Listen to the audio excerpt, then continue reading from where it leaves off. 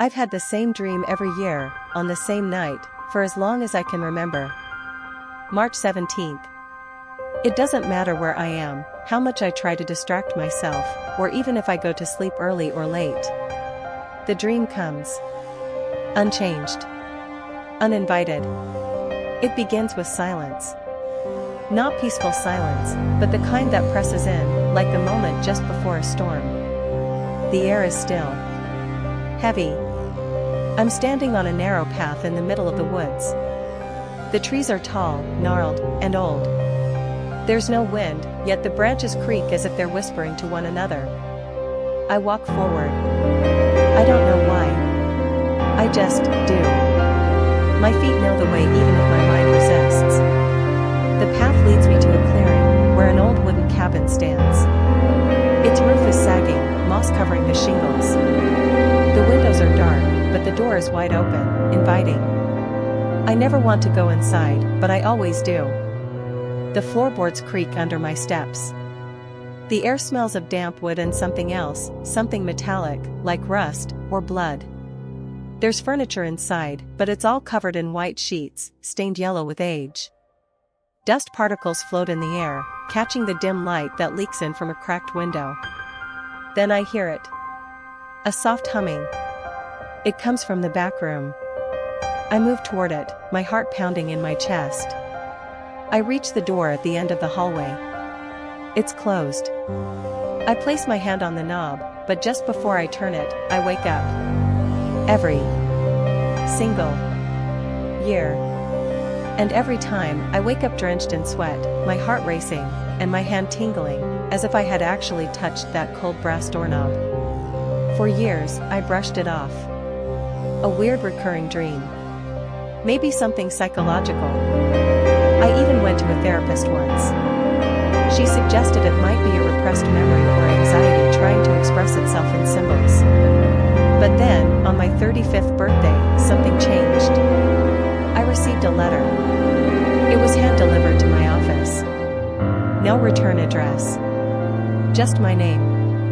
Inside was a single piece of paper, folded neatly. It read, "Stop avoiding it. You know where it is." That's all. I don't know how or why, but I knew immediately what it meant. The dream. The cabin. The door. And for the first time, I realized the place in the dream looked familiar. Not just in the dream sense. I recognized the trees. The slope of the hill. The curve of the path. It wasn't just a dream. It was a memory. I took a few days off work and drove out to a remote area in Vermont. I had no idea where to start, only a vague image in my head. But I followed my instincts, just like in the dream. I parked near a trailhead that led into the forest, and I walked. After an hour of wandering through trees that looked eerily similar to those in my dreams, I found it. The clearing. The cabin. Exactly as I had seen it, aged, abandoned, and unsettled. I stood frozen for a long time. I didn't want to go inside. Every fiber of my body screamed at me to leave, but I forced myself forward. The cabin creaked with age. The floorboards moaned under my weight. The same furniture covered in white sheets. The smell, damp, rusty, wrong. I walked down the hallway toward the door at the end. And I heard it.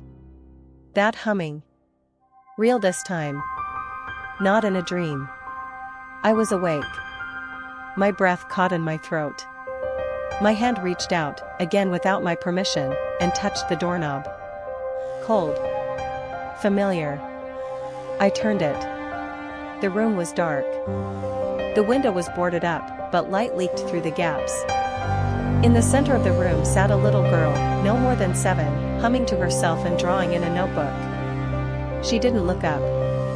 I took a step forward. The floor creaked. She stopped humming. Then she spoke, without turning around. "You came back." My voice shook. "Who are you?" She turned slowly. Her face was pale, almost translucent, with large eyes that looked far older than they should have. She tilted her head. "You forgot me." and suddenly, I remembered. A trip to the woods with my cousins when I was 10. A dare. A cabin they said was haunted. A little girl who was already there when we found it. She said she lived there. That she couldn't leave. We laughed. We thought it was a game. We dared each other to stay in the room with her. But when it was my turn, I got scared and ran. The others followed. We never told anyone. And I never thought about her again. Until the dreams began. I looked at her now, unchanged, as if no time had passed. "I'm sorry," I whispered. "I didn't know." She stood, her small figure casting a long shadow. "You left me here." Tears welled in my eyes. "What are you?" Her expression softened. "I'm what you left behind." Then she faded. Not slowly, like dust carried by the wind. The cabin groaned, and the air grew lighter. I stepped outside. The sky had cleared. The woods no longer felt haunted. It's been a year. March 17th came and went. No dream.